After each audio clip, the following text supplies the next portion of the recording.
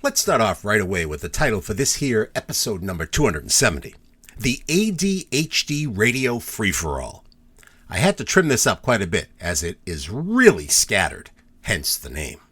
We're all over the place, but it certainly keeps things interesting, and it's nice to hear all the WBZ voices of the past, with the exception of Jack, of course. Well, I mean, it's always nice to hear Jack, but he's not from the past because he's still doing traffic and other things, and never mind. By the scrawled dates on the cassette, this is a Norm Nathan show from January 16th and maybe February 25th, 1995. It begins with guest Richard Smith, who sounds a lot like Fred from New Jersey, talking about his book, Richard Smith's Guide to Getting Even, 143 Lessons in Etiquette for a World Gone Mad. And it included the Getting Even Rude Whistle. It's a wildly accurate interview with insights that are as relevant today as they were 31 years ago. Calls are taken.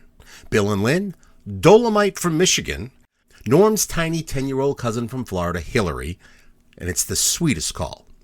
Charlie in Reading, Joanne, and Fred from Rosendale. When that concludes, we hear Norm referencing someone named Chuck from Binghamton, New York, and his quest for something to do. Doris, who calls in, may have some answers. We hear from Ben Parker in traffic. Then, Norm talks about radio drama cats infected with Satan. I told you this was all over the place. Next caller is talking about WHGH and Dick Summers. Suddenly, we have a caller reading a poem to Bob Raleigh. Hey, now, why don't we check in with David Brudnoy? He's talking daytime TV talk shows that he was or would be on and not on regarding his book, Life is Not a Rehearsal. It included Oprah, where he would be appearing with Greg Louganis, who was set to reveal something. You'll actually hear it on here, but I won't tell you now. Then there's a mystery talk show that pops in, and then it's back to David, who's now speaking with actor Rufus Sewell, and calls from Doug and someone else. Ready for the next jump? Hey, it's Steve Lavelli with a guest that's wrote some dating guidebook, and then they take a call. Okay, here we go. Back to Norm with Ruth Clennett on the line. Norm's commentary on award shows is so spot on. The next caller sounds like Joan from Tewksbury, so that's what I'm going with. Then we have another caller, which was possibly one of those phone booth calls we would make. Boy, do I wish I had more of those moments. Jump now to Norm with Ed Mullen on the line, talking about some tune, and then Ed intros Jack. Speaking of the Jack of all traffic, sprinkled about this radio salad mix are approximately 1 million dramatic sponsor reads from Jack, some with reports. Now don't quote me on how many times we hear certain sponsors, but I'm pretty darn close. John Deere with Fox Run Equipment in North Pembroke 5 times, Nashua Outdoor Power Equipment Repair 2 times, and 146 Supply Center in Millbury. Dunkin' Donuts, the Delta Connection approximately 7 times, Ryopan Plus 2, but only once, Quai Garlic twice, HP DeskJet Printer, Fortune Magazine, and 2 for Silver Lake Dodge. And there's some bizarre backwards masking weirdness that happens in the middle. It's really strange, so cue the Twilight Zone theme. Keep this description on hand so you can follow along at home. Episode 270, the ADHD Radio Free-for-All. Hey look, a squirrel! Starts now. We're all annoyed at people who blow their horns or, try to get ahead of us online. All of the things that make our lives, let's say, less than perfect. So it's not just Manhattan, but I think anywhere in the country. Now, you pass along solutions to problems. For example, if somebody has a problem, but maybe they're waiting in line to get to a phone booth, and somebody's already on the line there, and they're just talking on and on and on. They won't get off, and you've got to call. You've got to make a phone call. Of course. Why should you wait for these people? Okay. These people are inconsiderate. Terribly inconsiderate, and you have answers as to how you can counteract that. Right. Again, in New York City, where payphones are at a premium because none of them work. So that's true here too. I want you to know. Really? In Boston? Yeah. A lot of them don't work here, I can't believe. I thought you were such a civilized city. We are terribly, but we show our civilization in other ways. And I see. So as soon as those ways come to me, I'll tell you. Well, in Manhattan, as soon as it seems that as soon as somebody finds a working phone booth, they either work it over with the bat or the bumper of their car. So you're lucky every 8 blocks if you find something that works. So I think if you make a phone call from a public phone, you should be as quick as possible. Say, yes, my dear, I'm bringing home a loaf of bread, and hang up, and that's it. Now, if you're waiting for the phone, they keep talking, give them a minute. And after about a minute, you kind of lean over and say, do you mind if I say hello to the person you're talking to? Or blow in their ear. Did you have that in one of them? Or Exactly. And this gives them the idea that somebody else is waiting for the phone. This is my feeling. Then, of course, do you have that wonderful anti-vulgarian whistle that comes with the book? Yes. Yes, I do have the whistle. Well, since the book has come out, this whistle has become, I hate to say it, but a very popular item. And what I did, in fact, earlier tonight, if somebody is staying on the phone too long, you take the whistle that comes with getting even, you just go, exactly. Now, who would stay on a phone when something like that happens? I mean, wouldn't you get off very quickly? I would think so. But you have answers to a lot of the annoying kind of things that all of us face, and there's so many of them. I'm trying to find one in particular, and pick one that you think, and I'll look through the book again because I just read it, and as I mentioned, I just laughed through the whole thing. Pick one that you think is particularly annoying to many people, and what your solutions to that would be. You mean a really general, like, for example, it seems that the most popular gripe in the book is when you go into a supermarket, people who, the 10 items or less line. Yes, and somebody has many, as you wrote, many more items. You run in there and you get on the line and you've obeyed the law scrupulously. You only have 4 items, and the person in front of you has 22 items. Now, what do? If you're in a hurry, you have the right to take the first 12 items out of their cart and just put them on the floor. Yeah. And say, I'm sorry, but you have 12 items too many. Just pile them in a very neat pile on the floor, and they're legal, and they may not go through. If they get annoyed at you, you know what you do? Very simply, blow the horn. And exactly. Okay. They assume you're crazy and do not cross you. I think pretending that you're crazy, would turn people off on a lot of things that you would do. Nobody wants to deal with a person, is mentally unsound. You know what we recommend? Have you ever gone into a movie and the people in front of you are talking? Yes. Now, that's the worst, especially in New York. Now, what do you get for movies? How much is a movie up there? I don't see. I'm a senior citizen now. Oh. I have to beat the horn to make the blow on that one. So it's about $5, $6, $7, depending on where the theater is. $8 to get into a movie. So if I pay that much, I want to, hear the movie and not the people in front of me. So if they're constantly talking, what I generally do is just go, and they assume you're crazy and move to the farthest end of the theater. But in addition to that, you have some other things that you say or do besides the horn. Well, the first line of defense that I think is a great idea is if they keep talking, you take a rubber band and snap it against the back of their neck. Now, and if they start yelling at you, call the usher and have them ejected for making a fuss. This is my feeling. And then, if they still keep talking, you very gently sew the back of their shirt to the seat. Yeah. The thing with the usher is, I don't know how many theaters now, it's Cinema 1 through Cinema 9056. I'm not sure there are any ushers anymore. Somebody takes your ticket, and you don't see anybody until the cleaning crew comes in after the movie is over and picks up your book. That's probably why I think the easiest thing is when you buy Getting Even to take that little whistle out and just use it. It works so wonderfully in so many circumstances. When you go into a restaurant and they're not paying attention. You ever see the sign, please wait until the hostess seats you? Yes. And you stand there for about 3 days and you still haven't been seated, Yeah. guess what? Guess the hostess comes running over. Really, as soon as you blow your little horn, the They hostess assume this is a person out of the ordinary. We better cater to him, and it works. It's like magic. I'm subtitling it the magic whistle, the magic horn. It's wonderful. Okay, you also have.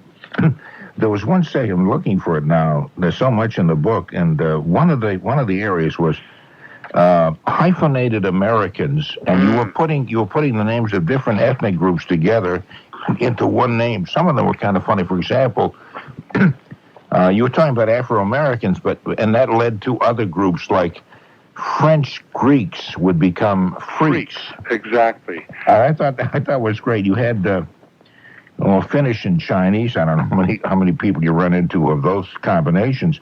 They become Finchins. Well, I think the whole point of getting even is that if we live in this country, everybody is an American. And I think as soon as you start referring to your saying, I'm whatever it is, Latin American or Chinese American, then you aren't American. I mean, if somebody in France says, what are you? I'm French, or I'm Italian. Somebody doesn't say, I'm Swiss Italian. And I think in this country, what is so divisive is constantly referring to each other as half of one thing and half of the other. So if we're going to do it, I just included this very convenient chart that will help you. For example, a friend of mine is half black and half Jewish, so we call him Bluish. Okay, funny you don't look bluish. Anyway. And he's perfectly happy to walk around being referred to as Bluish. It's a funny idea because you have somebody who is part Italian and partly Icelandic becomes they're italic. Italic, that's right, yeah.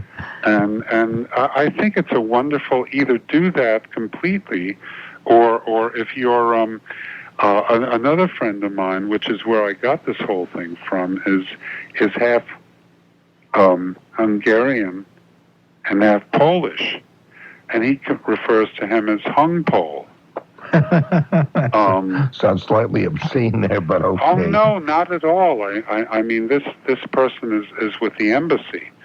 So again, I don't approve of any of these things like Afro-American or Jewish American or anything like that. You're either American or you're not. Period. No discussion. No, I think that's quite true. Let me just take a break and let's ask people for. Oh, I'm sorry, I'm starting to shriek. Let's go to is it? Oh, let me see. I got Bill and Lynn. Hi, Bill. Hi, good evening. Good evening. I have a personal anecdote to relate to your guest, and I'd like him to comment on it. Okay, if it's a bad anecdote, we'll blow the whistle on you. Okay. Like that. In the late 70s, I was visiting a prominent Boston hotel. I was in the lobby and needed to use the men's room. I walked up to the information desk, and a young woman in her late 30s, I remember, she was writing. She was very intently writing something down. She didn't even look at me, and I said, excuse me? She said, yes. And she didn't look up. I said, where's the men's room? Without gesturing, without looking up, she said, take a left through the door on your right. Thank you, I said. You're welcome. And I went away. Now, I could have been nude. I could have been wearing a Freddy Krueger mask. I bet if you were nude, she would have noticed that. But no, she wouldn't. She didn't look up. So yeah. What should I have done or said? The main question is, did you get relief? Yes, I did. We're talking, that's the key part. But I find, something like that what you just said actually happened to me at a well-known hotel in Denver, where I needed some information. The desk clerk didn't look up, but you know what was on the desk? The old-time bells? Yes. That they have, those crazy where you hit the top. Oh, you hit the little top thing there, boom, and and I saw it there, and he didn't even look up, and I had a deeper problem than let's say, the call of nature. And after about 8 seconds, he didn't look up, and I smashed my hand down on the bell about 5 times. And you know what happened? He looked up, and he said, "Why are you hitting that bell?" I said, "Better the bell than your head." And I proceeded to ask, and you know what? He was extremely polite all of a sudden. Most people, it's a power trip that woman was playing, doing on you.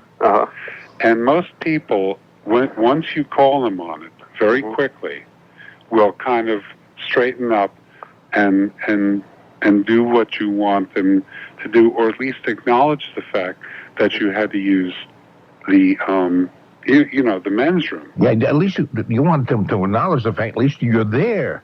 Not totally ignore you. Or what you could have done is when you returned, say, you have a wonderful men's room.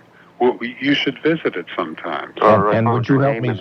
Would you help me zip up my fly? Try that line. Or you're a little low on paper. I would have said I found your name and phone number in there. Yeah, I found your name and not your phone number, your zip code. Would you be more specific? Written on the walls of the men's room. Yeah. Thank you very much for your help. You're welcome. Bye-bye.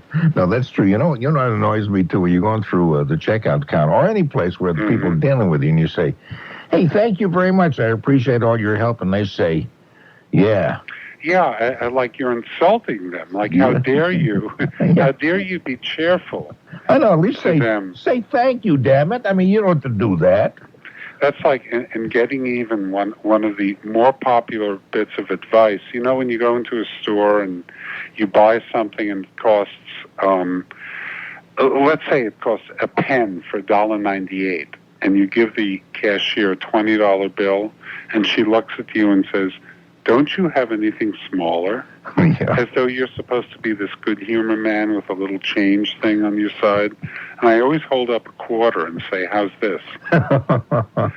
Like, if you want to take a quarter for the pen, and suddenly they realize they lost the power and you've gotten it. No, that's great. Let's go to Michigan. Dolemite. Is that your name, Dolemite? Yeah, it's Dolemite. Oh, Dolemite. Okay, where in Michigan are you? I'm near Detroit. Okay, here's Richard Smith on the line with you. What would the problem be? Yeah, I got a problem with this guy coming to me trying to sell me vacuum cleaners. Can you dig it? Really? So I ain't lying about it. Door to door? Door to door, come selling vacuums.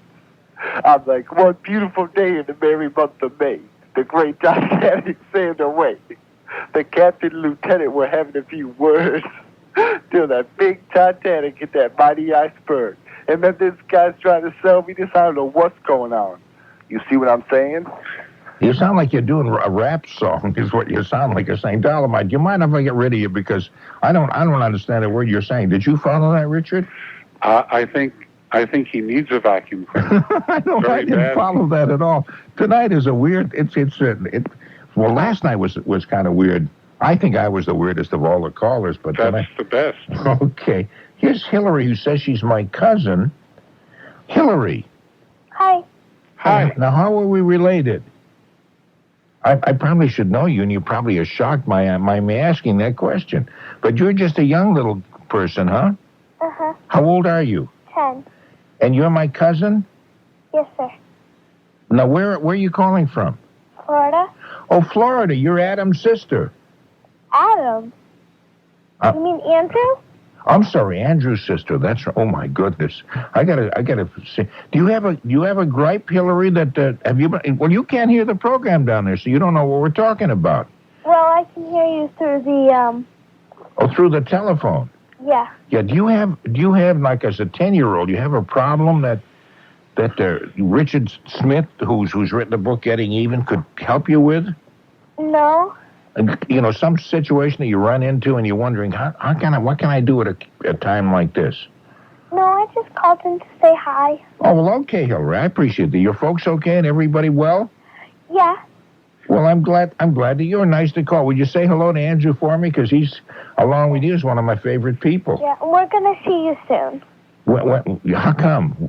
Is there going to be a family party coming up? No, I just asked to see you. Oh, I would like that, Hilary, very much. You're adorable. Thanks a lot for calling, and say hello to everybody in the family for me down there. Bye-bye, sweetie. I'm sorry, Richard. Hey, I have relatives who are from up here in New England who moved down to Florida, and they have two sweet kids. I have a few more. Take the cold. Yeah, Hilary, no, that's true. And Hilary and Richard, not Richard, that's you. Hilary and Andrew is his sister, his brother, and they call me from time to just say hello, and I'm very flattered by that. But they can't hear the program, so they didn't know what the topic was. We get out to Michigan, or all parts of the country, but we don't do too well there. Let's talk with, let's see, Fred this is Charlie in Reading. Is it Charlie? Yep. Hi, Charlie. Do you have a problem that Richard could help you with? Well, I don't know if this is in his book or not, but there's one thing that really bugs me is when I'm for instance, Suffolk Downs, you're going up to the lunch counter. Yeah, that's a racetrack. Get a hot dog and a Coke. Yeah, that's a racetrack. You know that, Richard. Mm-hmm. Okay. Yeah, but that happens to me at places like that, but it can happen any place where they serve food. And there's a line of maybe 8 people, and you get in the line like you're supposed to. And you're waiting, and then someone comes up and starts a brand new line instead of getting behind you. You mean so it's like it's a race to see who gets there first? Yeah, everybody. A lot of people they get in line like they should, and then somebody inevitably will come up and go right up to the counter. Yeah, well, and then somebody will come up behind them.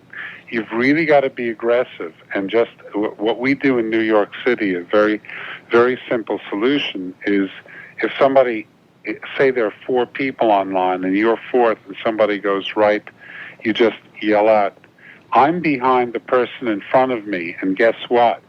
You're behind the person in back of me. And they usually pay attention. And usually the cashier will say, and take, the legitimate next person, not the person who cut the line. Did this ever happen to you? Yeah, and you know what? You've got to speak up because you think you're polite, right? Sure. And most people really are. Most people are really polite. Getting even is for the people, those few people who want to make victims out of us.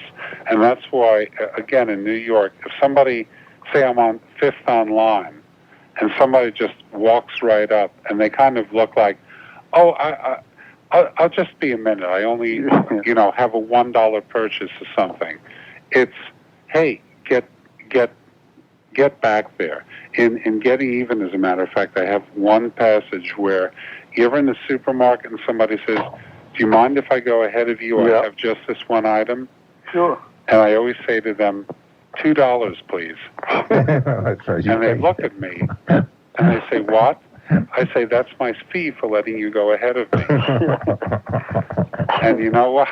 They stand just back. Shut up and stand there. They go back. Or I'll say $4 if you also have coupons.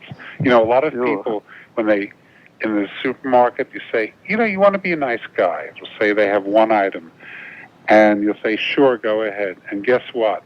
They have coupons from the Korean War they've been fishing. And you're standing there for 4 days on the count. And then they have a check. And, of course, you got to call the manager who's asleep in the meat department. So by the time you get out, it's April. I know. So I always do that when they say, could I go ahead of you? No problem. $2, please. That's my standard fee. Well, maybe I'll try that because that happens to me. I've made $2. I made $2 about a week ago doing that. Okay, thank you very much, Charlie. Yep. Take care now. Let's just take a break for. I was going to call them for a message, but actually they're really commercials. The sign says that you can only be in the line if you have 12 items right. or less. You just take the if the person's in front of you, take the first 5 items out of their cart and just put them on the floor. I'm serious. I do that constantly, and if they look at you, you just take with the book Getting Even. You have this wonderful anti-vulgarian whistle, and you just go.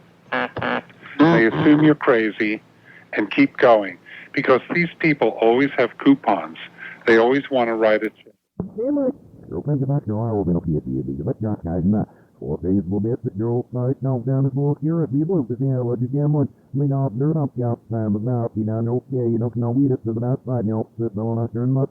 Yes. Oh, see, you're lucky they give you a bag. Usually they just cradle your arms and throw like 40 cans of grapefruit sections, and you walk out with a hernia. So I would, tell the bagger to divide it up into. No, you know what I would tell him? I would say, look, you pack that bag any way you want, but if it's too heavy, I'll give you. You have to carry it out to my car, and just see what he says. Okay. Just give it a shot. Great. See what happens. Just stick up for your rights. That's the whole idea, Joanne. That's exactly right. Stop taking it. Yeah, let's not take it. I won't take it anymore. Exactly. Stand there with a large hatchet, screaming that. Okay, thank you, Joanne. Okay, let's go to, Fred in Roslindale. Hello, Fred. Hi, Norm. Hi. Richard. How you doing? Good. I got something in defense of telemarketing. Do you have anything in your book about that, Richard? Yes. In defense of telemarketing. Well, not quite in defense, but I know that when I was doing research for the book, a lot of people complained that about 7:30 at night they would sit down for supper, and suddenly the phone would ring, and somebody would be trying to sell them land that's 30 feet underwater in Hawaii or Florida. And what we suggest is, in my case, the telemarketer always says, will you put the lady of the house on? Yes. And I get my 2.5-year-old daughter and say, tell the man all about your new dolly. Oh, but that's not in defense of telemarketing. No, because most of the calls, people complain that they call at really bad hours. I would like to hear somebody defending telemarketing. Okay, I've done telemarketing. Because I really find it so ugly. I really can't stand it. You tell us what's good about it. Okay, well, what most people are just trying to make a living, and I find what I do when I did do it, when I got a exceptionally rude person, what I would do, I would just leave that person's name and number on every answer machine I get the rest of the day. And they would be inundated with phone calls. So if you are, most people out there are just trying to make a living. We do call between 5 and 9 because those are the meet hours when people are usually home. And most people aren't scam artists out there in defense of telemarketing. Can I tell you a couple of things that bother me about telemarketing, besides the fact that the calls come and stuff. And normally what I do, I try not to be rude. I just say I just don't do business over the phone. If it's a charitable organization, send me a note, and I'll take care of it that way if it looks good. And I really would. It's not just to put them off. I will give a contribution if it's okay. I just don't want to pledge something to somebody who I don't know who just suddenly called out of the blue. But I find that it's just kind of annoying somehow. Telemarketing people sound like they're reading their scripts. Well, and now tell me, first, until they get it memorized now. Well, no, I mean, I've never heard anybody call and sounded like they were really talking to you. They always say, well, Mr. Nathan, we have, and they're reading it. You can hear the paper flapping. And you say, either tell me or just get the hell off the phone and stop bugging me. No, do you sound like you're really talking to somebody when you're working at it, or you're reading it? That's the idea. Yeah, because most people I know don't. Most people sound like they're reading it. You can even see where it says insert name here. You know what? I just want to say, if the telemarketer, whoever he or she is, sounds reasonably polite and has a reasonable product, I will at least talk to them. But a lot of them sound like they're trying to sell me a 79 Dodge.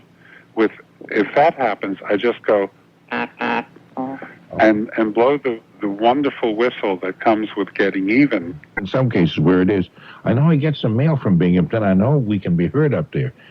And I must tell you, Chuck will be there without his wife for the first few months or weeks or something. So he's looking for some action. And a lot of people suggest, what action is there in Binghamton, New York? And if you want to give him a call, you don't have to discuss that solely. We have whatever subject is on your mind, give me a call. We keep it a little light during the night. The idea is if you're lying there worried about the world and the whole thing, of New York, the hot dog people? No, that's their first name. Oh, okay. Yeah, Nathan's famous. It's Nathan. His name was Nathan something, but that was not his last name, and that is my last name. So we're not no relation. And I just thought it was pretty interesting that they're going to try to resurrect and revive. Is that the same as the narrow gauge that he was talking about? Oh yeah, absolutely. Yeah. Yeah, except the train. I'm trying to remember now. This is I was awful young, and this is going back at least I'd say at least 20, 25 years. This is the WBZ 24-hour traffic network, and with us, I guess, through this night will be Ben Parker. Is that right, Ben? That is correct, Norm. You know, I always envy guys with voices like yours. You just have such a tremendous sound. I really hate your guts. Well, no, but I'm just reminded of my earlier days in radio when I was auditioning as a staff announcer and stuff, and there'd always be people in line, somebody like you, with this great voice who would always get the job. So you bring back funny memories. Anyway, you sound very good. I'm delighted to be working with you. Well, thank you, Norman. I always spoke highly of you, so I don't know why you have to say those things about me. No, it's total jealousy. It's an old man slobbering jealousy. And you'll have a chance to play the dumb birthday game with us a little later on. You're going to be on throughout the entire night? Yes, I will, and I'll be dumb if you'd like. No. The game is dumb. No, the game is dumb, but I suspect you couldn't be dumb. You know, if you really sat down and said, boy, I got to be dumb. I've got to work at being dumb. You wouldn't be able to do that. And anyway, what I'll do right now is just ask you, as ad-libbing people do everywhere, who have got the great gift for gab, say, Ben, what's traffic like anyways?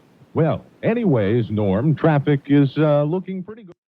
The station of Binghamton, I was asking people who knew about the area to suggest places that might be interesting for Chuck, because he's going to be going there as a bachelor. He's married, but his wife will be back here for a while till he gets settled. And he was wondering, is there anything to do in Binghamton, Doris? What do you think? Hi, Normie. First of all, I'm one of those cat mothers who has the greatest cat in the world. But that's not why I called. I'm not from Binghamton. I'm a Bostonian, but we did live several years in the Binghamton area. Okay. Now, the population of the southern tier, which is Binghamton, Johnson City, and Endicott, is about 125,000 people. So it's because it's so far from the big city, you have to think small. Whether it's the airport or anything else, everything is on a smaller scale. You can't go into the big city because you're there. Okay, that is the big city. Right.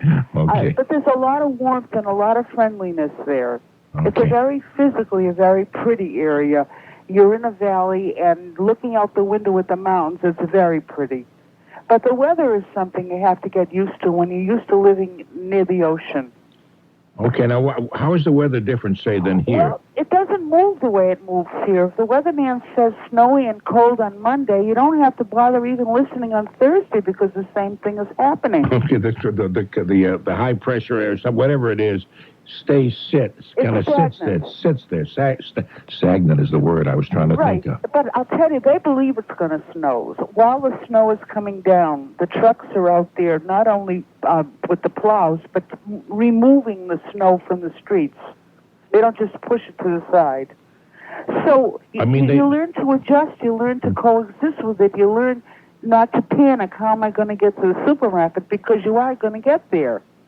Okay, as long as you can get yourself plowed out of your own driveway. Right, and you have 24 hours to do your sidewalk, and the town will be glad to do it and charge you $100. Oh, really? But right. they insist upon you clearing the sidewalk. Right, but there's a lot of good restaurants. There are sports teams. There are several colleges, the big one being the State University of Binghamton, part of the State University setup. So there's all kinds of cultural activities, if you're interested. And what are the sports teams? Well, there's a triple. I don't know which major league team has a AAA baseball team there. But Chuck says there's also hockey. I don't know anything about that. Okay, so you're saying he will be very happy there because that's a really whoopee-doo area. I think so. I think your attitude has a lot to do with it. Don't forget, this is not New York City. This is Midwest up there. Yeah. Whether it's your speech or your politics or whatever, this is definitely Midwestern. Okay, this is, well, upstate New York. This is not really upstate New York, though, is Well, it? it's the southern tier. It's about maybe 15 miles from Pennsylvania. It's pretty far up. Okay. Schools are fabulous when the time comes. Bringing radio drama back, and they had a thing about cats on it. You know, with the cats snarling and the cats sounding weird, like their entire body was kind of infected with Satan and everything. Mm. And we would sit there, we were listening to that. It was at night and at dark and all that kind of stuff. And it was supposed to scare you. And we kind of giggling at that. Yeah. We've had cats through the years, and the cats don't ever act that way. And you figure, you know, drama. WHDH. HDH. Okay, on BZ at the same time, there used to be a nighttime personality. I didn't know if you remembered him. And the first name I can remember is Dick. And it's always sticking. Yes, Dick. And I was trying to think of his name the other day. Yeah, remember he used to talk about sandwiches, and things like the Earl of Shrewsbury and stuff? I don't, because I couldn't listen to him because I was on opposite him. Yeah, well, that's true, too. But he used to did he do poetry? Yep. Okay, now that's Dick. He was a nice man. I like Dick. And I can't remember his last name. We did some shows later on when we were on different cities. He went to New York. Yep. And I went back to HDH. And we did a show on both stations at one time. That is, I called him and he called me. And, yeah. And so we kind of tied up together for a couple of quiz things. Uh-huh. And I can't think of his last name. He was very, very popular. He did very well here at BZ. It was really a big-time nighttime show. Yeah, it rivaled yours. No, he really was a tough rival, too. He really was, because he did very, very well. No, I know who you're talking about, and I wish I could think of his last name. And somebody told me where he was, but I don't think he's in New York City anymore. And Is he still around? Oh, Dick Summers. That's who it was. That's the guy. That's the guy. That's who. Yeah. That was the thought. I just couldn't remember his name. Yeah, he's still, from what I gather, he's still in broadcasting somewhere, but I'm not sure where. Maybe from a vast audience in 38 states. Dick Summer, yeah. No, I was telling somebody in my earphones were telling me Dick Summer. I know that, but we're just wondering where he was now, and I'm not really sure. Yeah. Somebody will call and tell me. I know that. Listen, are you still going to just be on for the weekends for the time being? Or? Just these 3 nights, so far as I know, yeah. Oh. Yeah, which is kind of comfortable. Well, I'll bet it is nice because you've got the rest of the free time, but I was thinking maybe one night you could take a portion of the Sounds of the Night program we used to have years ago and play maybe 10 or 15 minutes. John Deere dealer, Fox Run Equipment Company Incorporated in North Pembroke is offering their best prices of 95 right now. Hurry in. Best Buy savings and February 28th. You're very different, but of course you, like David, both have this uncanny knack for turning, ahas into serrated knives. But my father used to say this. I'll see if I can do this right. The rain it falleth from above upon the just and unjust fellow, but more upon the just because the unjust hath the just umbrella. Oh, wow. That's very nice. Local John Deere dealer, Fox Run Equipment Company Incorporated in North Pembroke is offering their best prices of 95 right now. Hurry in. Best Buy savings and February 28th. Dunkin' Donuts would like to introduce a fresh, low-fat muffin that doesn't taste like a low-fat muffin. Actually, every baker would like to introduce a low-fat muffin that tastes great. But at Dunkin' Donuts, we've done it. The Delta Connection offers 4 convenient daily nonstops to Buffalo and Rochester, New York, every business day. Call your travel agent or the Delta Connection at 1-800-345-3400. Express Airlines, the Delta Connection, is Boston's largest airline, offering over 140 daily departures to 27 cities in the northeastern Canada. Call your travel agent or Delta Connection at 1-800-345-3400. Interviewed all sorts of people and asked people in the public eye to come with me to radio or television and talk about things that maybe they were a little anxious to talk about. And I talked them into it, basically, or my producer did, and feeling that I treat them well and they wouldn't reject it and regret it, and most have not. And I figured that if I've asked thousands of people over the years who had other things to do in life to come on TV or radio with me, I really should do it when asked. And so I do. I say yes to virtually everything. I said no to the Bob Grant show in New York. I think it's just mean. I said no to Jack Cole's show. He he snookered me a couple of years ago, had me on, and then just sort of sneered throughout it. It was ridiculous.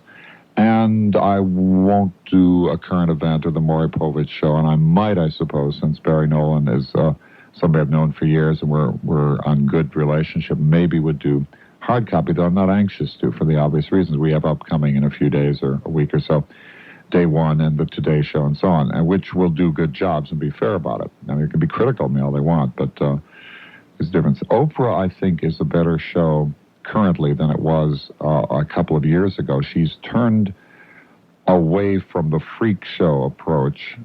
At least there have been improvements in it, and significant improvements, and she's bright, and it's a popular program. And what we'll be doing in a couple of days, as I understand it, again, these things can fall apart, somebody of national reputation is going to reveal something about his or her life, and I, having done the same, will be there with this person. I do not know who this person is, and nor does Kevin, and it's being kept very hush-hush, and it sounded to me interesting. I guess the phenomenon is what happens to you, or what happens in your life when that which had been private becomes, in fact, public. It seemed to me a worthy theme, and do a little juggling tomorrow, talk to the university and handle it and do it. But I'll let you know later when it's happened and what's going on and so on and so forth. I won't be off the radio more than a couple hours, if that. All right, I mentioned this to you because, as happens, and quite coincidentally, maybe not so coincidentally, because we talked earlier today both about the Oprah possibility and also about our theme for the first couple of hours tonight, we'll be talking in a few moments with Monica Collins, who, as you know, is the chief television critic of the Boston Herald, has written also for TV Guide and for USA Today, and she's quite excellent what she does. Business Express Airlines, the Delta Connection, is the only airline to offer convenient service to both Washington National and Dulles airports for as little as $139 one way. Some restrictions apply. Contact your travel agent or 1-800-345-3400.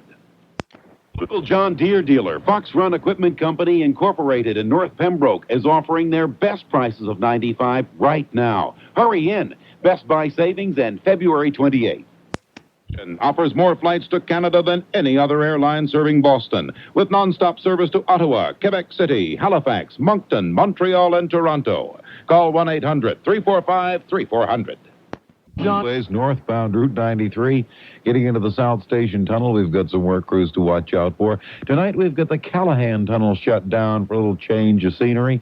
Two-way traffic in the Sumner Tunnel is your alternate route. Traveling 128, 495, the Mass Pike, doing reasonably well. A little bit of moisture on road surfaces might make things a bit slippery. Drive with care. And about 3 o'clock this afternoon, we will see the Four River Bridge on Route 3 in the Quincy-Weymouth area in the up position. Thank you very much, Darrell. We continue in pretty good shape on Boston area roadways. Surfaces are a little bit damp and slippery. Be careful. A little bit of fog will hamper visibility.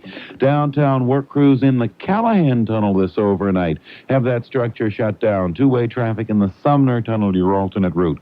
Northbound Route 93, the expressway, getting into the South Station Tunnel. We do have work crews there, washing walls, changing bulbs, etc. Watch out for them. I'm Jack Hart, WBZ 24-Hour Traffic Network. Business Express Airlines, the Delta Connection, offers 4 convenient daily nonstops to Buffalo and Rochester, New York, every business day. Call your travel agent or the Delta Connection, the antacid that starts to fight acid as soon as it hits your stomach. Riapan +2 for the next time you have heartburn. It has been proven in multiple human clinical studies for more than a decade. Why compromise? Take Quai. Look for Quai at Bradley's and Brooks Maxi Drug. The Delta Connection offers 4 convenient daily nonstops to Buffalo and Rochester, New York, every business day. Call your travel agent or the Delta Connection at 1-800-345-3400. Situations occurring as a result of the precipitation that is falling and freezing on Boston area roadways. Be careful on the main roads, 128, 495, the Mass Pike, Route 93, and Route 1, but the secondary and lesser roadways also being affected. The main roadways are in many instances being hit by the DPW sanding crews. Hopefully that'll ease things out before the morning commute. Otherwise, work crews have the Callahan Tunnel shut down this particular overnight. Two-way traffic in the Sumner is your alternate route. Northbound in the South Station Tunnel, we've got wall washing and bulb changing. Southbound getting into the South Station Tunnel, we do have a work crew on the Congress Street on-ramp. That's shut down. Look for detours. And if you're heading towards Logan Airport a little bit later on today, realize that as a result of the school week vacation, we do have parking at a premium. I'm Jack Hart, WBZ 24-Hour Traffic Network. Your local John Deere dealer, Nashua Outdoor Power Equipment Repair in Nashua, is offering their best prices of $95 right now. Hurry in. Best Buy savings and February 28th. Express Airlines, the Delta Connection, offers 4 convenient daily nonstops to Buffalo and Rochester, New York, every business day. Call your travel agent or the Delta Connection at 1-800-345-3400. John Deere dealer, Nashua Outdoor Power Equipment Repair in Nashua, is offering their best prices of $95 right now. Hurry in. Best Buy savings and February 28th. Dealer 146 Supply Center in Millbury is offering their best prices of $95 right now. Hurry in. Best Buy savings and February 28th. Just on the Oprah Winfrey Show, what we were told was somebody was going to announce something that is shocking, and that I would be there to talk about what happens in your life when private things become public. By early this morning, it was apparent it was Greg Louganis, as you know, probably the best diver that we have ever had in our Olympic team, an excellent diver, and who, as you recall, wonked his head on the board the last Olympics, I think, or the Olympics before that. Very interesting guy. And I said to Kevin, well, it's fairly well known that he's homosexual, so what could he reveal? And Kevin said, I don't know. Friday night on 2020 at the ABC program, a packaged piece in the program that is, as you know, hosted by Barbara Walters and Hugh Downs will have this. And today they pulled the rug out from under the Oprah show and said that even though the program was to air next week after 2020, they didn't want their star on the program tomorrow. So they called up Kevin and said, would David, meaning me, be willing to be the centerpiece of this thing tomorrow? And Kevin laughed and said, you don't know David, or you wouldn't ask the question. They called me and we talked, and I said, sure, fine.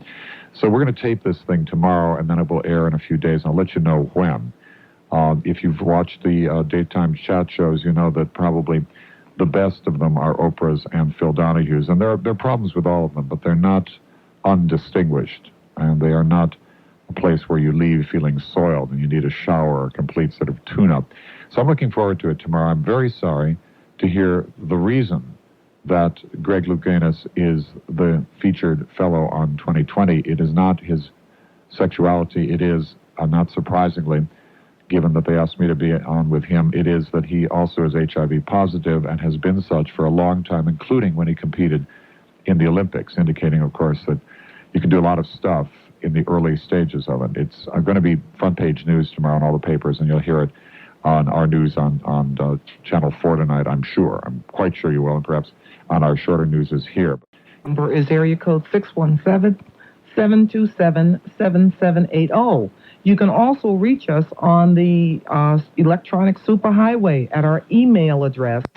Has been proven in multiple human clinical studies for more than a decade. Why compromise? Take Quai. Look for Quai at Douglas Maxey and GNC. John Deere dealer, Fox Run Equipment Company Incorporated in North Pembroke, is offering their best prices of $95 right now. Hurry in. Best Buy savings and February 28th. And for this, they needed interpreters. Irish Gaelic speakers who would be prepared to assist and help. Yeah. And my character, Owen, is a young man who wants to get out of his small town, who wants to forward himself. He's not a villain because it's quite easy to talk your way into any frame of mind, and he believes that he's bringing his country into the modern age. I mean, you can quite easily see that under a certain fascist rule, people will stop starving. There will be roads built, etc. So he's talked his way into this. And he brings the Royal Engineers and the Army back to his hometown of Boileauburg. Or Billyburg. Or Ballybeg. Ballybeg, yeah, that's right. Billyburg, what is it? Boileauburg. Boileauburg. It is the hardest European language, I am convinced. I have a friend who speaks Irish, and he tries to explain to me how the endings change continually.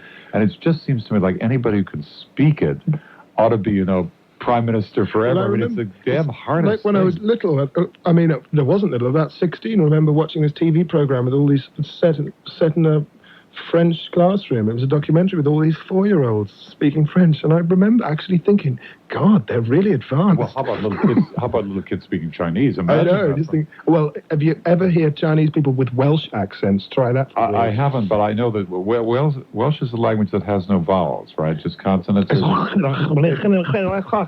what Welsh is like. That's about it. So the conflict then in translations is, will the old language remain for those place names, or will they all be destroyed by the British? I think I gave you a slightly egotistical rendition of the script. I just told you about my character then, but well, that's the important thing. After all, you don't have to do Brian Dennehy's role or Dana Delaney's and so on. You know, somebody here saw the play and would like to talk with you. Put on a set of headphones, if you would, and Nance, put it on too, because you can't read the words.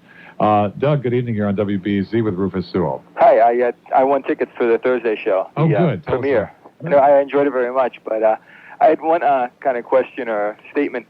When the multi-languages in the play somewhat make it difficult, especially with the brogues, where when you're in the beginning, when you're trying to get used to the brogues, and you can't figure out who can only speak Irish, who can only speak English, and then when they're going back and forth, but everyone only speaks, when they're speaking those languages, they're only speaking English. Yeah. And then they throw in the Latin and the Greek just to really throw you out. I know. Well, it's a kind of signal that the British Army's plan worked, that the play is written in English and not in Gaelic. Yes. But coming from London, you suddenly realise, oh, I have just come from a dead city. Because you suddenly come across a city that is not dead, and you can feel the difference. Even with the smelly River Liffey. Well, the smelly River Liffey, lovely phrase that is, that adds to it. Well, I just, I've only been to Ireland 3 times, but I absolutely love it. And I'm hoping one of these days to take a trip to the West Country and go to places with these weird names like... Cian Buller. Yeah, exactly, right. You know, what I do is every time I go, I load up on Irish woolens. and then I, want to get a shillelagh. Now I have a cane now. Kathy, we'll get to you right after a little break here on BZ. We'll be back with our guest, Rufus Sewell, co-star of Translations and of A Man of No Importance, right after these. Oh, yeah, I know that one. Yeah, we use that a lot of times around here. I go to the South Bus, they puck 'em behind. Yeah. Okay, I have to say, I saw the play Friday night. I was completely bowled over. Rufus, I don't want to embarrass you, but you are gorgeous. Me and two of my He's a hunk, right? Okay. More than a hunk. We're going to ask him to stay the weekend here. Go ahead. Please, drive him over in my direction. All right. Why don't you come over here and you can take him up, take him home, right? I have to admit, at first, I went only because Brian Dennehy was in it, and I loved him. I had no idea what the play was about. Yes. And then when I heard it was about it, I said, oh, I don't want to go and get depressed and be sad, and I just loved it.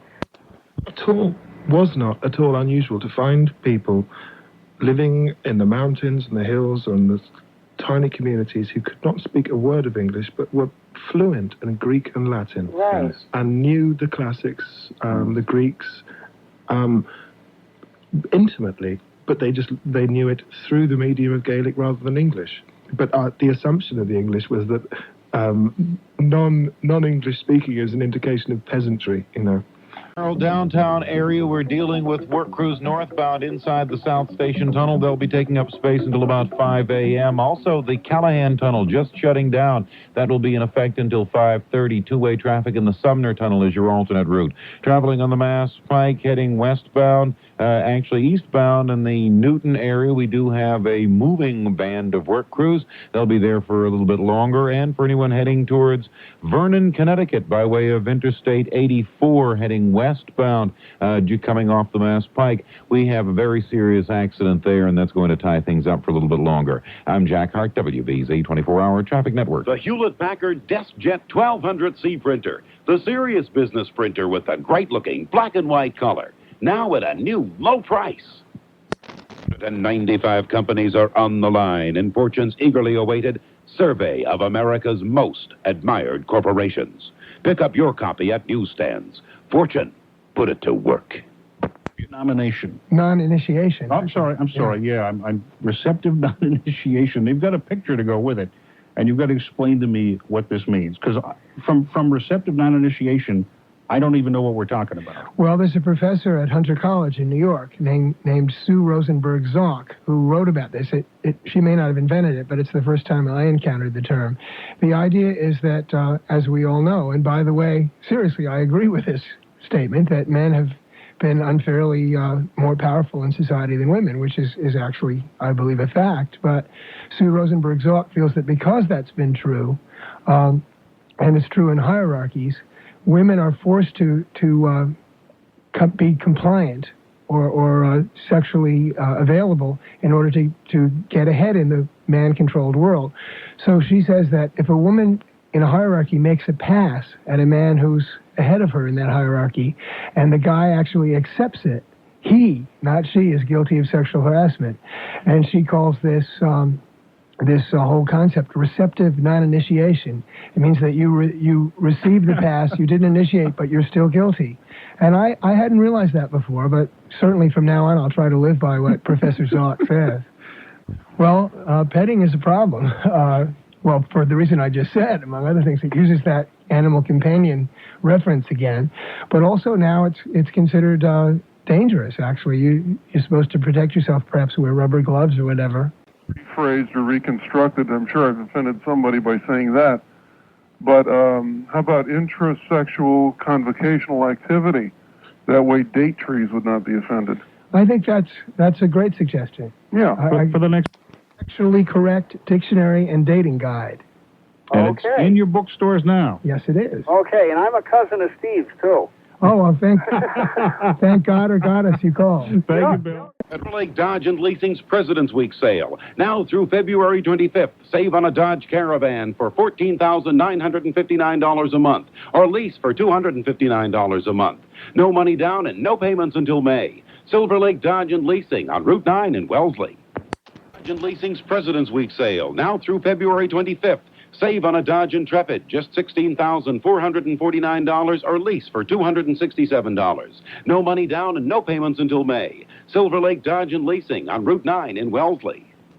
Your first name, please, and I said, hello, honey. Did you say hello, honey? Did no, you do I said Normie always sounds so much upper when you're there, Tony dear. Oh, isn't that nice? This is Ruth, who is our entertainment editor here on the Normie Nathan Show. I'm not talking so much about entertainment. No, you don't have to do that every time. I'm simply identifying who's that. You. No, you can talk about anything you want to talk about. That lady sort of beat me to it, but funny, I've been collecting bone china cups and saucers forever.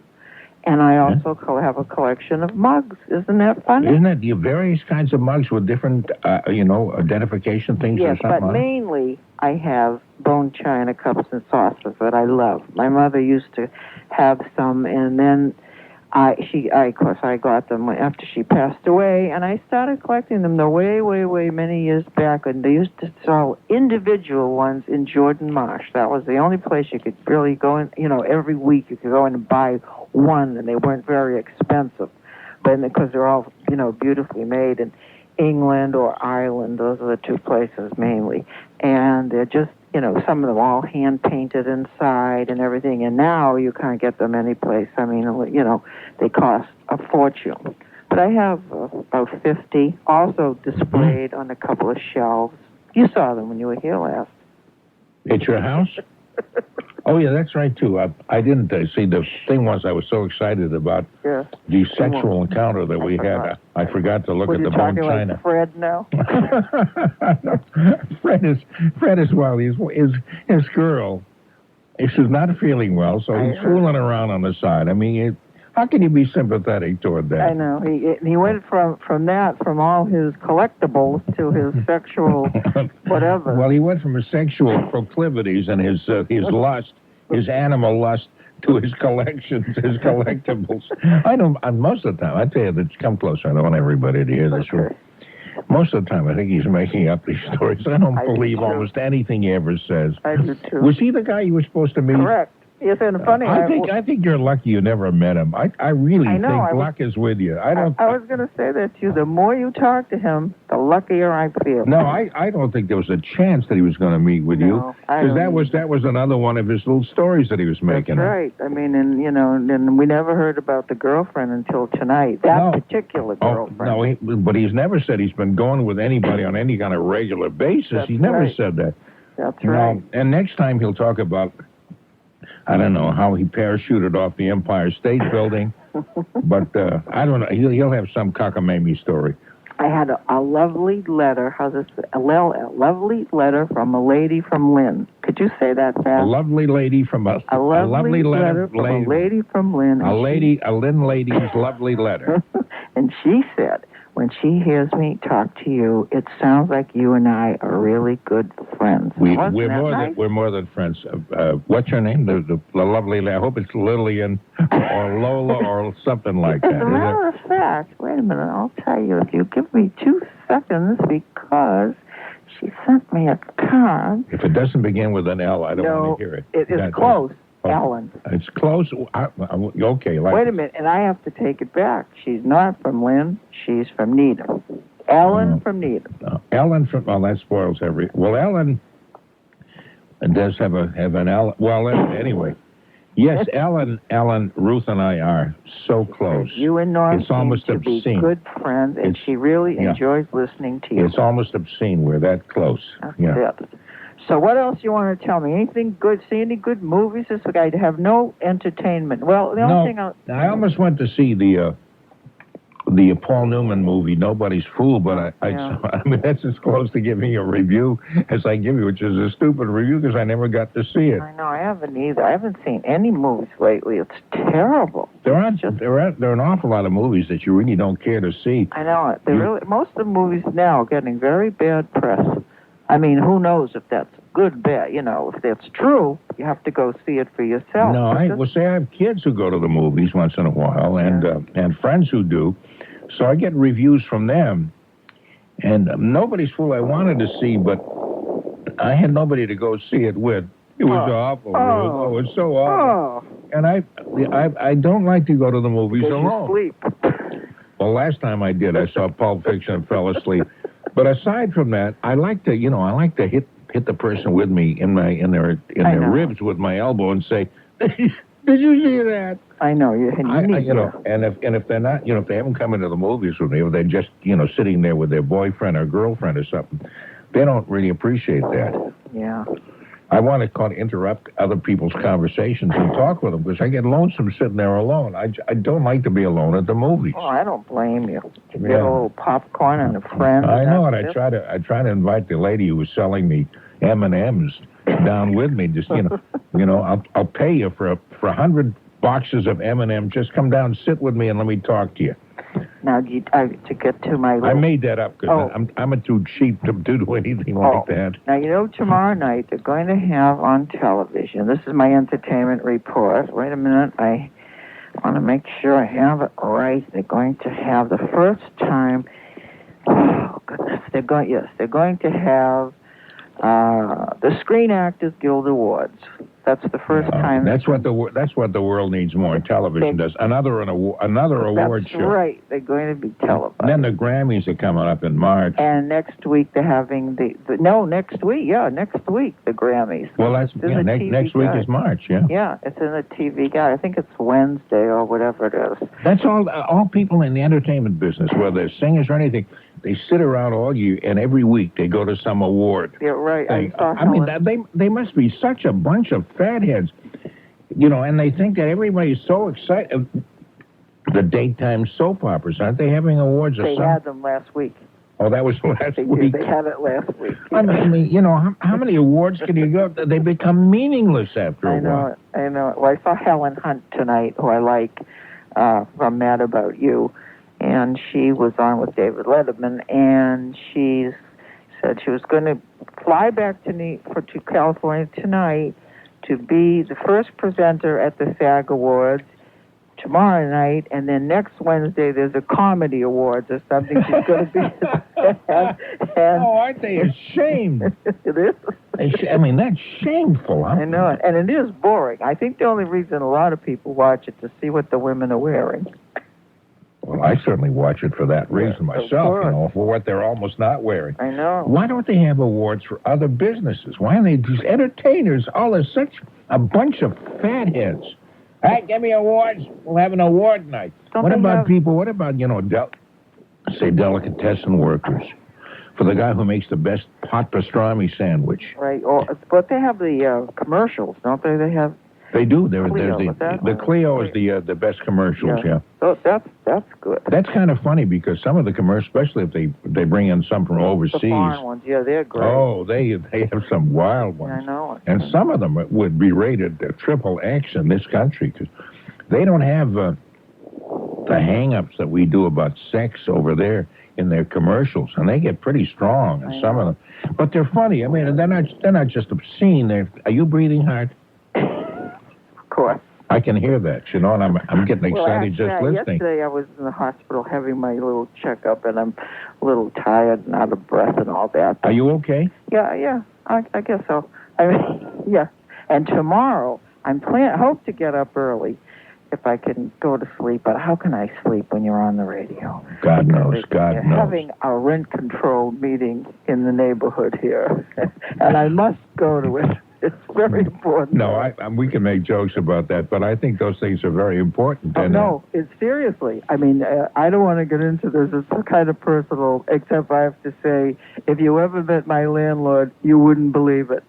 We'll leave it that way. I've had landlords like that myself. I've been in this place almost 28 years, and it's a story for later because I don't want to get into too much, but if you see me sleeping in the parking lot in my car, you'll understand. I hope it works out okay. But a lot of people are going to go. I guess it was the mayor sent everybody a letter. Do you want to come for coffee and stuff? Hey, by the way, did you go to the Coolidge Corner Theater to check that out? You were going to go? No, I know it. I should have done. I did not. I just was kind of bushed that morning, and I just went right home. I think they had a little bit of it on the news. I didn't see much about that at all, publicized anywhere. I think we're the only people talked about it. Yeah, but I think I did see a little. I mean, some nights when the news is on, I'm in the other room or something, and I hear something, and I think that one of the stations had a little blurb on it, showed all the people in line in their costumes and everything. See, I'm constantly listening. I know everything you're doing. Listen, I'm going to let you talk to Robert, I hope. I'll talk to him next, because he'll tell you that I've talked to you too long and he's been waiting too long. But between Fred and Robert, I mean, you always get me in the middle here. But you're the one I really love. I'm glad, and I hope everything's going okay for you, Ruth, and good luck at the rent meeting. Yeah, and thank you. I'll be maybe calling you to rent a room. I hope it works out okay. I know you're kidding about this, but it sounds like it's serious business. Oh, yeah. I mean, you have to laugh because some of these things are nonsensical. But I'll tell you truthfully, though, the people, people are always knocking the government and everything, but the people who are in charge of all this right now are very helpful. So far, I've had a lot of dealings with them in the last couple of weeks, and to the people who have problems, they've been extremely helpful. They're very cooperative, and they're not rude, and they'll listen, and then they call you back, and they're checking on things, and you have to give them a little credit because I'm sure they're bothered by a million people right now. I think a lot of people in government get a really bad deal from people who just assume that they're all inefficient and they've been put there by their relatives and all that. One thing I noticed, I'll just say this now, I'll let you go. The post office department, for example, gets knocked all over the place. Right. I think what they do is absolutely incredible. When they take millions and millions and millions of pieces of mail, right, and nearly every one of them gets to where they're going, and usually in pretty good time. Then somebody will say, I sent a letter to the president, I just got an answer back, and President Coolidge said, making jokes about it. I have found the mail system really very, very good. Mm-hmm. I just thought I'd say that. I've heard you say that before. Yes, I mean, people say that because they got a letter that's missing or something. Out of the millions and millions that are spent for 32 cents. I mean, how can you beat that? That's right. There was something in the paper a couple of weeks ago. I think I sent it to my sisters. I don't have it here, but it was true. Wherever it was, the lady had sent a letter A lady received a letter that was mailed to her in 1956, and it just arrived. Really, seriously. Yeah. Whoever it was, but she still got it. No, but I mean, something like that, obviously, it's not typical, and it's kind of funny, and it's too bad Robert Ripley isn't still alive doing Believe It or Not, because that's the kind of thing he used to get into his column. Right. But the thing that makes it unusual is because those things don't really happen that often. No, that's true. It really. And most of the time, that you send a letter to somebody and it gets to them, and it gets them fairly quickly. That's right. Okay. And Dave made a very good rapport. Is that the word? Rapport is excellent. Rapport. Hey. I love you. Good luck. Good luck. Thanks. Bye-bye. SVBD, it's worth about $120 now. Now, what does that mean? Well, it's the mints, special mint. I've never noticed letters like that on any coin. No, that was the only one. Really? Yeah. Wow. 1909, and I have one, but it's not the one that's worth, real lot of money. But it's just exciting. I just love, I can't get a handful of change. I save all my change, and if I don't take it to the bank pretty soon, I'm going to have to take it in shifts. No. Well, when you get the change, though, you check through it, don't you? And if it's not valuable, don't you then get rid of the change anyway? Well, I get rid of the change unless it's like sometimes I'll run across maybe a 1955 nickel, okay? And it'll be just beautiful, and you can always tell. And also, I get the pennies still with the feather on them because I look for them. Yeah. But what's nice about it is that you know that somebody was broke and they went into their collection, And a lot of times they let go of a coin that's really valuable. I would recommend to everybody to get the coin book for the year, And every time you get change, just make a habit of taking it home and checking it. You'd be surprised. You might find a coin, even if they're worth $3-4, Yeah. In one day, you could get a couple of coins worth $3-4. I mean, that's money. Now, that'll get you into saving them. Now, the book, you can buy at the post office? I don't buy mine there. No, I have a place I go to, Westland Center. A regular coin shop? Yeah. I know. I've been going to him a long time, and I get my gold coins. Oh, that's right. Of course, you wouldn't get coin. Why would you get coins? A coin book at a post office? That doesn't make any sense. What I just said. I was still thinking of stamps. Actually, they have a nice philately. I mean, a stamp place at the post office, really, where you can buy everything. Yeah, but those are stamps, though, but not coins. No, not the coins. Yeah. The coins I go to a different place. Okay. He has some good deals sometime, Sherwood Forest itself, sir. Yes. I can give you a special number. Oh, that would be lovely. That's Mansfield code. You'd have to find out the Mansfield code. For us, it's 0623, but it might be different for you. That's Mansfield. That's not far from Nottingham, and that's 824490.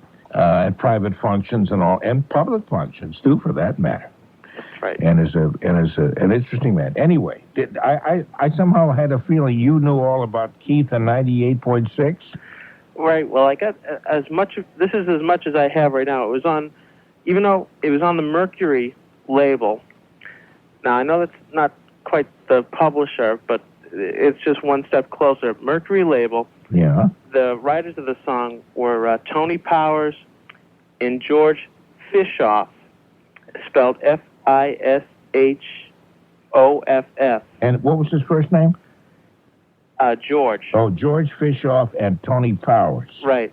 And it was written in 1966. And the backing vocals on that song were done by the Tokens. And the Tokens were famous for The Lion Sleeps Tonight. Oh, yeah, I remember that. And I was just a kid when that came out. I was only maybe 59 or 63 or something at the time. Yeah. Okay. And the last bit of info I have is Keith's real name is James Barry Keefer, Keefer. Boy, you have a ton of information there. That's fantastic, Ed. I have a lot of encyclopedias. all over the bed. Yeah, I guess so. That's great. So we got Keith was actually James Barry Kiefer, and he recorded that in 1966. The Tokens were the backup performers, and it was Tony Powers and George Fishoff who wrote that, and it was on a Mercury record. Right. I think that pretty well covers it. The only thing he was asking about was the publisher of that, but, I mean, with all that information, I wouldn't think it'd be very difficult to do that. I might mention the fact that Ed Mullen and along with Tony and some other people are part of the, what do we call that, Ed? The Swell Music Quiz. Oh, the Swell, that's right, the Swell Music Quiz. And we're going to do that again soon. I've been telling Tony, line up people, we want to do that. And so we'll find out when is convenient for you.